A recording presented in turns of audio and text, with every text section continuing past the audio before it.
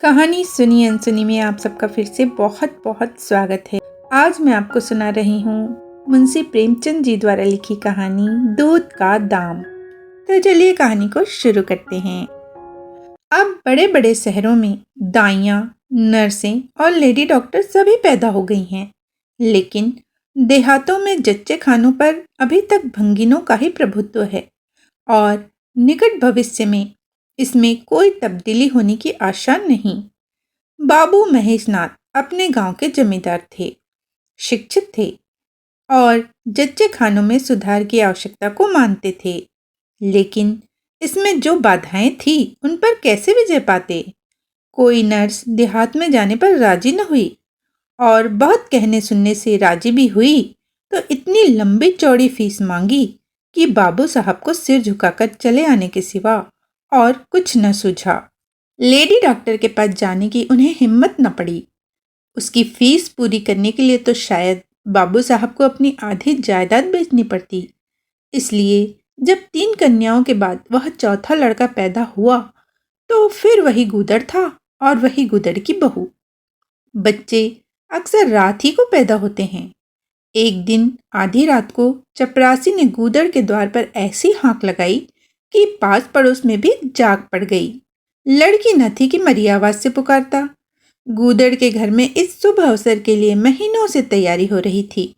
भय था तो यही कि फिर बेटी न हो जाए, नहीं तो वही बंधा हुआ 1 रुपया और साड़ी मिलकर रह जाएगी। इस विषय में स्त्री पुरुष में कितनी ही बार झगड़ा हो चुका था। शर्त लग चुकी थी। स्त्री कहती थी, अगर अब की बेटा न हो तो मुंह न दिखाऊं। हाँ, मुंह न दिखाऊं, सारे लक्षण बेटे के हैं। और गूदड़ कहता था, देख लेना बेटी होगी और बीच खेत बेटी होगी। बेटा निकले तो मूछे मुड़ा लूं। हाँ, मूछे मुड़ा लूं। शायद गूदड़ समझता था कि इस तरह अपनी स्त्री में पुत्र कामना को बलवान करके वह बेटे की अवाई के लिए रास्ता साफ कर रहा है। भूंगी बोली, अब मूछ मुड़ा ले दाढ़ीजार, कहती थी बेटा होगा। सुनता ही न था, अपनी ही रट लगाया जाता था। मैं आज तेरी मूछें मोड़ूंगी, खूंटी तक तो रखूंगी ही नहीं। गूदड़ ने कहा, अच्छा मोड़ लेना भली मानस, मूछें क्या फिर नहीं निकलेंगी। तीसरे दिन देख लेना, फिर ज्यों की त्यों है, मगर जो कुछ मिलेगा उसमें आधा रख लूंगा, कह देता हूँ। भूंगी ने अंगूठा दिखाया और अपने 3 महीने के बालक को गूदड़ के सुपुर्द कर सिपाही के साथ चल खड़ी हुई। गूदड़ ने पुकारा, अरे सुन तो, कहाँ भागी जाती है? मुझे भी बधाई बजाने जाना पड़ेगा, इसे कौन संभालेगा? भूंगी ने दूर से ही कहा, इसे वही धरती पर सुला देना, मैं आके दूध पिला जाऊंगी। महेशनाथ के यहाँ अब भी भूंगी की खूब खातिरदारियां होने लगी। सवेरे हरीरा मिलता, दोपहर को पूरियां और हलवा, तीसरे पहर को फिर और रात को फिर, और गूदड़ को भी भरपूर परोसा मिलता था। भूंगी अपने बच्चे को दिन रात में 1-2 बार से ज्यादा न पिला सकती थी। उसके लिए ऊपर के दूध का प्रबंध था। भूंगी का दूध बाबू साहब का भाग्यवान बालक पीता था और यह सिलसिला 12वें दिन भी न बंद हुआ। मालकिन मोटी ताजी देवी थी, पर अब की कुछ ऐसा संयोग कि उन्हें दूध हुआ ही नहीं। तीनों लड़कियों की बार इतने इफरात से दूध होता था कि लड़कियों को बदहजमी हो जाती थी। अब की एक बूंद नहीं। भूंगी दाई भी थी और दूध पिलाई भी। मालकिन कहती, भूंगी हमारे बच्चे को पाल दे, फिर जब तक तू जिए बैठी खाते रहना। 5 बीघे माफी दिलवा दूंगी, नाती पोते तक चैन करेंगे। और भूंगी का लाडला ऊपर का दूध हजम न कर सकने के कारण बार बार उल्टी करता और दिन दिन दुबला होता जाता था। भूंगी कहती, बहूजी मूड़न में चूड़े लूंगी, कह देती हूँ। बहूजी उत्तर देती, हाँ, चूड़े ले लेना भाई, धमकाती क्यों है? चांदी के लेगी या सोने के? इस पर भूंगी कहती, वाह बहूजी, चांदी के चूड़े पहन के किसे मुंह दिखाऊंगी और किसकी हंसी होगी? बहूजी ने कहा, अच्छा सोने के ले लेना भाई, कह तो दिया। इस पर भूंगी ने कहा, और ब्याह में कंठा भी लूंगी और चौधरी के लिए हाथों के तोड़े। बहूजी ने कहा, वह भी ले लेना। भगवान वह दिन तो दिखाए। घर में मालकिन के बाद भूंगी का राज्य था। महरिया, महाराजिन, नौकर चाकर सब उसका रौब मानते थे। यहाँ तक कि खुद बहू जी भी उससे दब जाती थी। एक बार तो उसने महेश नाथ को भी डांटा था, हंसकर टाल गए। बात चली थी भंगियों की। महेश नाथ ने कहा था, दुनिया में और चाहे जो कुछ भी हो जाए, भंगी भंगी ही रहेंगे, इन्हें आदमी बनाना कठिन है। इस पर भूंगी ने कहा था, मालिक, भंगी तो बड़ों बड़ों को आदमी बनाते हैं, उन्हें कोई क्या आदमी बनाए। यह गुस्ताखी करके किसी दूसरे अवसर पर भला भूंगी के सिर के बाल बच सकते थे, लेकिन आज बाबू साहब ठठाकर हंसे और बोले, भूंगी बात बड़े पते की कहती है। भूंगी का शासनकाल साल भर से आगे न चल सका। देवताओं ने बालक के भंगिन का दूध पीने पर आपत्ति की। मोटे राम शास्त्री को प्रायश्चित का प्रस्ताव कर बैठे। दूध तो छुड़ा दिया, लेकिन प्रायश्चित की बात हंसी में उड़ गई। महेश नाथ ने फटकार कर कहा, प्रायश्चित की खूब कही शास्त्री जी, कल तक उसी भंगिन का खून पीकर पला, अब उसमें छूत घुस गई। वह रे आपका धर्म। शास्त्री जी शिखा फटकार कर बोले, यह सत्य है, वह कल तक भंगिन का रक्त पीकर पला, मांस खाकर पला। यह भी सत्य है, लेकिन कल की बात कल थी, आज की बात आज। जगन्नाथपुरी में छूत अछूत सब एक पंगत में खाते हैं, पर यहाँ तो नहीं खा सकते। बीमारी में तो हम भी कपड़े पहने खा लेते हैं, खिचड़ी तक खा लेते हैं बापूजी, लेकिन अच्छे हो जाने पर तो नियम का पालन करना ही पड़ता है। आपद्य धर्म की बात न्यारी है। महेशनाथ जी ने कहा, तो इसका अर्थ यह है कि धर्म बदलता रहता है, कभी कुछ तो कभी कुछ। शास्त्री जी बोले, और क्या, राजा का धर्म अलग, प्रजा का धर्म अलग, अमीर का धर्म अलग, गरीब का धर्म अलग। राजे महाराजे जो चाहे खाए, जिसके साथ चाहे खाए, जिसके साथ चाहे शादी ब्याह करे, उनके लिए कोई बंधन नहीं, समर्थ पुरुष हैं। बंधन तो मध्य वालों के लिए है। प्रायश्चित तो न हुआ, लेकिन भूंगी को गद्दी से उतरना पड़ा। हाँ, दान दक्षिणा इतनी मिली कि वह अकेले ले न जा सकी, और सोने के चूड़े भी मिले। एक की जगह दो नई सुंदर साड़ियां, मामूली नैनसुख की नहीं, जैसे लड़कियों की बार मिली थी। इसी साल प्लेग ने जोर बांधा और गूदड़ पहले ही चपेट में आ गया। भूंगी अकेली रह गई, पर गृहस्थी ज्यों की त्यों चलती रही। लोग ताक लगाए बैठे थे कि भूंगी अब गई। फला भंगी से बातचीत हुई, फला चौधरी आए, लेकिन भूंगी न कहीं आई न कहीं गई। यहाँ तक कि 5 साल बीत गए और उसका बालक मंगल दुर्बल और सदा रोगी रहने पर भी दौड़ने लगा। सुरेश के सामने पिद्दी सा लगता था। एक दिन भूंगी महेशनाथ के घर का परनाला साफ कर रही थी। महीनों से गलीच जमा हो रहा था। आंगन में पानी भरा रहने लगा था। परनाले में एक लंबा मोटा बांस डालकर जोर से हिला रही थी। पूरा दाहिना हाथ परनाले के अंदर था कि एकाएक उसने चिल्लाकर हाथ बाहर निकाला और उसी वक्त एक काला सांप परनाले से निकलकर भागा। लोगों ने दौड़कर उसे तो मार डाला, लेकिन भूंगी को न बचा सके। समझे, पानी का सांप है, विषैला न होगा, इसलिए पहले कुछ गफलत की गई। जब विष देह में फैल गया और लहरें जाने लगी, तब पता चला कि वह पानी का सांप नहीं, गेहुअन था। मंगल अब अनाथ था। दिन भर महेश बाबू के द्वार पर मंडराया करता। घर में जूठन इतना बचता था कि ऐसे ऐसे 10-5 बालक पल सकते थे। खाने की कोई कमी न थी। हाँ, उसे तब बुरा जरूर लगता था जब उसे मिट्टी के कसूरों में ऊपर से खाना दिया जाता था। सब लोग अच्छे अच्छे बर्तनों में खाते हैं, उसके लिए मिट्टी के कसूरे। यूं उसे इस भेदभाव का बिल्कुल ज्ञान न होता था, लेकिन गांव के लड़के चिढ़ा चिढ़ा कर उसका अपमान करते थे। कोई उसे अपने साथ खिलाता भी न था। यहाँ तक कि जिस टाट पर वह सोता था वह भी अछूत था। मकान के सामने एक नीम का पेड़ था, इसी के नीचे मंगल का डेरा था। एक फटा सा टाट का टुकड़ा, 2 मिट्टी के कसूरे और एक धोती, जो सुरेश बाबू की उतारन थी। जाड़ा गर्मी बरसात, हर एक मौसम में वह जगह एक सी आरामदेह थी। और भाग्य का बलि मंगल झुलसती हुई लू, गलते हुए जाड़े और मूसलाधार वर्षा में भी जिंदा और पहले से कहीं स्वस्थ था। बस उसका कोई अपना था तो गांव का एक कुत्ता, जो अपने सहवर्गियों के जुल्म से दुखी होकर मंगल की शरण में आ पड़ा था। दोनों एक ही खाना खाते, एक ही टाट पर सोते। तबीयत भी दोनों की एक सी थी और दोनों एक दूसरे के स्वभाव को जान गए थे। कभी आपस में झगड़ा ना होता। गांव के धर्मात्मा लोग बाबू साहब की इस उदारता पर आश्चर्य करते। ठीक द्वार के सामने 50 हाथ भी न होगा मंगल का पड़ा रहना उन्हें 16 आने धर्म विरुद्ध जान पड़ा। छी, यही हाल रहा तो थोड़े ही दिनों में धर्म का अंत ही समझो। भंगी को भी भगवान ने ही रचा है, यह हम भी जानते हैं। उसके साथ हमें किसी तरह का अन्याय नहीं करना चाहिए। यह किसे नहीं मालूम। भगवान का तो नाम ही पतित पावन है, लेकिन समाज की मर्यादा भी कोई वस्तु है। उस द्वार पर जाते हुए संकोच होता है। गांव के मालिक हैं, जाना तो पड़ता ही है, लेकिन बस यही समझ लो कि घृणा होती है। मंगल और टॉमी में गहरी बनती थी। मंगल कहता, देखो भाई टॉमी, जरा और खिसक कर सो। आखिर मैं कहाँ लेटूं?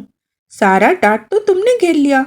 टॉमी कूं कूं करता, दुम हिलाता और खिसक जाने के बदले और ऊपर चढ़ जाता एवं मंगल का मुंह चाटने लगता। शाम को वह एक बार रोज अपना घर देखने और थोड़ी देर रोने जाता। पहले साल फूस का छप्पर गिर पड़ा, दूसरे साल एक दीवार गिरी और अब केवल आधी आधी दीवारें खड़ी थी, जिनका ऊपरी भाग नोकदार हो गया था।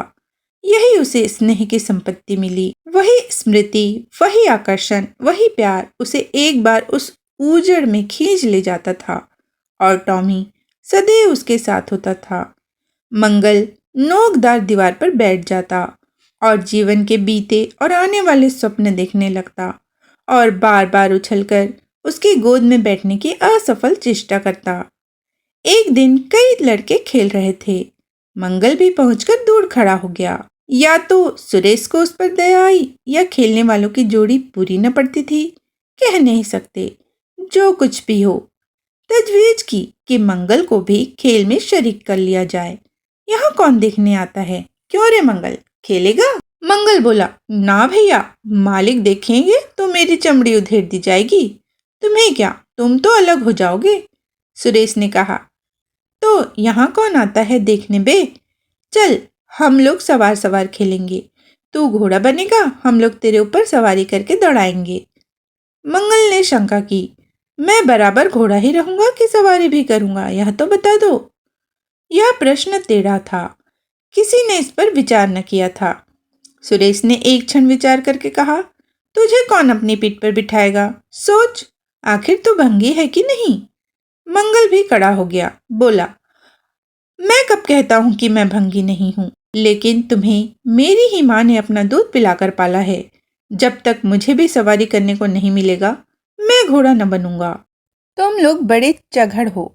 आप तो मजे से सवारी करोगे और मैं घोड़ा ही बना रहूं। सुरेश ने डांट कर कहा, तुझे घोड़ा बनना पड़ेगा, और मंगल को पकड़ने दौड़ा। मंगल भागा, सुरेश ने दौड़ाया। मंगल ने कदम और तेज किया। सुरेश ने भी जोर लगाया, मगर वह बहुत खा खा कर तुलतुल हो गया था और दौड़ने में उसकी सांस फूलने लगती थी। आखिर उसने रुककर कहा, आकर घोड़ा बनो मंगल, नहीं तो कभी पा जाऊंगा तो बुरी तरह पीटूंगा। तुम्हें भी घोड़ा बनना पड़ेगा, मंगल ने कहा। अच्छा, हम भी बन जाएंगे, सुरेश ने कहा। तुम पीछे से निकल जाओगे। पहले तुम घोड़ा बन जाओ, मैं सवारी कर लूं, फिर मैं बनूंगा। सुरेश ने सचमुच चकमा देना चाहा था। मंगल का यह मुतालबा सुनकर साथियों से बोला, देखते हो इसकी बदमाशी, भंगी है ना? तीनों ने मंगल को घेर लिया और उसे जबरदस्ती घोड़ा बना दिया। सुरेश ने चटपट उसकी पीठ पर आसन जमा लिया और टिक टिक करके बोला, चल घोड़े चल। मंगल कुछ देर तक तो चला, लेकिन उस बोझ से उसकी कमर टूटी जाती थी। उसने धीरे से पीठ सिकोड़ी और सुरेश की रान के नीचे से सरक गया। सुरेश महोदय लद्द से गिर पड़े और भोपू बजाने लगे। माँ ने सुना सुरेश कहीं रो रहा है। सुरेश कहीं रोए तो उनके तेज कानों में जरूर भनक पड़ जाती थी और उसका रोना भी बिल्कुल निराला होता था, जैसे छोटी लाइन के इंजन की आवाज। मेहरी से बोली, देख तो सुरेश कहीं रो रहा है, पूछ तो किसने मारा है। इतने में सुरेश खुद आंखें मलता हुआ आया। उसे जब रोने का अवसर मिलता था तो माँ के पास फरियाद लेकर जरूर आता था। माँ मिठाई या मेवे देकर आंसू पोंछ देती थी।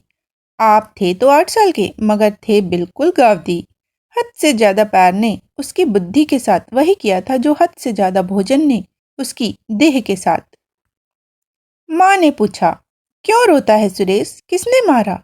सुरेश ने रोकर कहा, मंगल ने छू दिया। माँ को विश्वास न आया। मंगल इतना निरीह था कि उससे किसी तरह की शरारत की शंका न होती थी, लेकिन जब सुरेश कस्में खाने लगा तो विश्वास करना लाजमी हो गया था। मंगल को बुलाकर डांटा, क्यों रे मंगल, अब तुझे बदमाशी सूझने लगी? मैंने तुझसे कहा था सुरेश को कभी मत छूना, याद है कि नहीं? बोल। मंगल ने दबी आवाज से कहा, याद क्यों नहीं है? तो फिर तूने क्यों छुआ? मंगल ने कहा, मैंने नहीं छुआ। तूने नहीं छुआ तो वह रोता क्यों है? इस पर मंगल ने कहा, गिर पड़े हैं इससे रोने लगे। चोरी और सीना चोरी। देवी जी दांत पीस कर रह गई। मारती तो उसी दम स्नान करना पड़ता, छड़ी तो हाथ में लेनी ही पड़ती, और छूत का विद्युत प्रवाह इस छड़ी के रास्ते उनकी देह में पैवस्त हो जाता। इसलिए जहां तक गालियां दे सकी दी, और हुक्म दिया कि अभी के अभी यहाँ से निकल जा, फिर जो इस द्वार पर तेरी सूरत नजर आई तो खून ही पी जाऊंगी। मुफ्त की रोटियां खा खाकर शरारत सोचती है आदि। मंगल में गैरत तो क्या थी, हाँ डर था। चुपके से अपने सकोरे उठाए, टाट का टुकड़ा बगल में दबाया, धोती कंधों पर रखी और रोता हुआ वहां से चल पड़ा। अब वह यहाँ कभी न आएगा। यही तो होगा कि भूखों मर जाएगा। क्या हरज है, इस तरह जीने से फायदा ही क्या? गांव में उसके लिए और कहाँ ठिकाना था। भंगी को कौन पनाह देता है?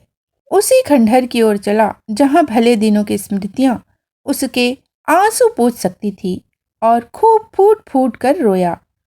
उसी क्षण टॉमी भी उसे ढूंढता हुआ पहुंचा और दोनों फिर अपनी व्यथा भूल गए। लेकिन ज्यों-ज्यों दिन का प्रकाश क्षीण होता जाता था, मंगल की ग्लानि भी क्षीण होती जाती थी। बचपन को बेचैन करने वाली भूख देह का रक्त पी पीकर और भी बलवान होती जाती थी। आंखें बार बार कसूरों की ओर उठ जाती। वहां अब तक सुरेश की जूठी मिठाइयां मिल गई होती, यहाँ क्या धूल फांके। उसने टॉमी से सलाह की, खाओगे क्या टॉमी? मैं तो भूखा लेटा रहूंगा। टॉमी ने कूं कूं करके शायद कहा, इस तरह का अपमान तो जिंदगी भर सहना है। यो हिम्मत हारोगे तो कैसे काम चलेगा? मुझे देखो ना, कभी किसी ने डंडा मारा, चिल्ला उठा, फिर जरा देर बाद दुम हिलाता हुआ उसके पास जा पहुंचा। हम तुम दोनों इसलिए बने हैं भाई। मंगल ने कहा, तो तुम जाओ, जो कुछ मिले खा लो, मेरी परवाह न करो। टॉमी ने अपनी श्वान भाषा में कहा, अकेला नहीं जाता, तुम्हें साथ लेकर चलूंगा। मंगल ने कहा, मैं नहीं जाता। तो फिर मैं भी नहीं जाता। भूखों मर जाओगे तो क्या तुम जीते रहोगे? मेरा कौन बैठा है जो रोएगा? यहाँ भी वही हाल है भाई। कुआर में जिस कुतिया से प्रेम किया था उसने बेवफाई की, और अब कल्लू के साथ है। खैरियत हुई कि अपने बच्चे लेती गई, नहीं तो मेरी जान गाड़ी में पड़ जाती। 5-5 बच्चों को कौन पालता? एक क्षण बाद भूख ने एक दूसरी युक्ति सोच निकाली। मालकिन हमें खोज रही होगी क्या टॉमी? और क्या, बाबूजी और सुरेश खा चुके होंगे। कहार ने उनकी थाली से जूठन निकाल लिया होगा और हमें पुकार रहा होगा। बाबूजी और सुरेश दोनों की थालियों में घी खूब रहता है, और वह मीठी मीठी चीज, हाँ मलाई, सब का सब घूरे पर डाल दिया जाएगा। देखें हमें कोई खोजने आता है या नहीं। खोजने कौन आएगा? क्या कोई पुरोहित हो? एक बार मंगल मंगल होगा और बस थाली पर नाले में उड़ेल दी जाएगी। अच्छा तो चलो, मगर मैं छिपा रहूंगा। अगर किसी ने मेरा नाम लेकर न पुकारा तो मैं लौट आऊंगा, यह समझ लो। दोनों वहां से निकले और आकर महेशनाथ के द्वार पर अंधेरे में दबकर खड़े हो गए। मगर टॉमी को सब्र कहाँ। वह धीरे से अंदर घुस गया। देखा महेशनाथ और सुरेश थाली पर बैठ गए हैं। बरोठे में धीरे से बैठ गया, मगर डर रहा था कि कोई डंडा न मार दे। नौकर में बातचीत हो रही थी। एक ने कहा, आज मंगलवार दिखाई नहीं देता। मालकिन ने डांटा था, इससे भागा है शायद। दूसरे ने जवाब दिया, अच्छा हुआ निकाल दिया गया, सवेरे सवेरे भंगी का मुंह देखना पड़ता था। मंगल और अंधेरे में खिसक गया। आशा गहरे जल में डूब गई। महेशनाथ थाली से उठ गए। नौकर हाथ धुला रहा है। अब हुक्का पिएंगे और सोएंगे। सुरेश अपनी माँ के पास बैठा कोई कहानी सुनता सुनता सो जाएगा। गरीब मंगल की किसे चिंता है। इतनी देर हो गई, किसी ने भूल से भी न पुकारा। कुछ देर तक वह निराश सा वहां खड़ा रहा। फिर एक लंबी सांस खींचकर जाना ही चाहता था कि कहार पत्तल में थाली का जूठन ले जाता नजर आया। मंगल अंधेरे से निकलकर प्रकाश में आ गया। अब मन को कैसे रोके। कहार ने कहा, अरे तू यहाँ था, हमने समझ लिया कि कहीं चला गया। ले खा ले, मैं फेंकने ले जा रहा था। मंगल ने दीनता से कहा, मैं तो बड़ी देर से यहाँ खड़ा था। कहार बोला, तो बोला क्यों नहीं। मारे डर के नहीं बोला। कहार ने कहा, अच्छा ले खा ले। उसने पत्तल को ऊपर उठाकर मंगल के फैले हुए हाथों में डाल दिया। मंगल ने उसकी ओर ऐसी आंखों से देखा जिसमें दीन कृतज्ञता भरी हुई थी। टॉमी भी अंदर से निकल आया था। दोनों वहीं नीम के नीचे पत्तल में खाने लगे। मंगल ने एक हाथ से टॉमी का सिर सहलाकर कहा, देखा, पेट की आग ऐसी होती है। यह लात की मारी हुई रोटियां भी न मिलती तो क्या करते। टॉमी ने दुम हिला दी। सुरेश को अम्मा ने पाला था। टॉमी ने फिर दुम हिलाई। लोग कहते हैं दूध का दाम कोई नहीं चुका सकता, और मुझे दूध का यह दाम मिल रहा है। टॉमी ने फिर दुम हिलाई। अभी आप सुन रहे थे मुंशी प्रेमचंद जी द्वारा लिखी कहानी दूध का दाम। इसी तरह की अच्छी अच्छी कहानियाँ सुनने के लिए कहानी सुनिए अनसुनी के साथ बने रहिएगा। फिर मिलते हैं एक नई कहानी के साथ। जय हिंद, जय भारत।